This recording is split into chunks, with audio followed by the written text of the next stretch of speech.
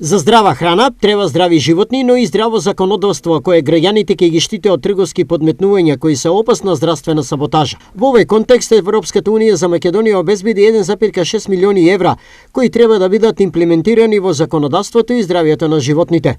Што е намерата на Европската унија пред да реши да инвестира во овој проект? Сакаме континентот Европа carbon neutral да биде карбон неутрален од јаглерот. Ова има голема врска со производството на храна, со нашите системи, како се справуваме со храната, со она што ни треба и што мислиме дека треба.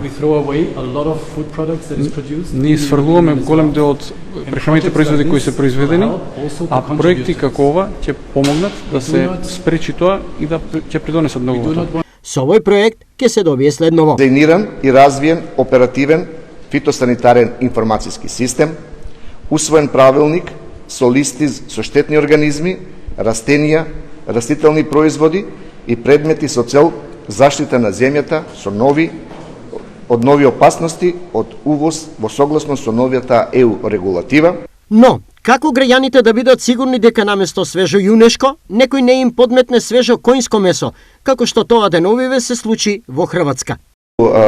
Инспекторите се на терен, нормално си работат своја работа и досега се покажа дека имаат успешна активност, но сето ова е подобрување и создавање на еден систем кој што може да се следат и размена на информација токму помеѓу овие институции во зависност од тоа дали е Агенцијата за храна, дали е Државниот инспекторат, фитосанитарната лабораторија или фитосанитарна управа. Освен законот, граѓаните треба да се штитат и самите со тоа што ќе бидат максимално одговорни кон себе, а секоја забележена аномалија кај производите што им се нуди, треба да ја пријават.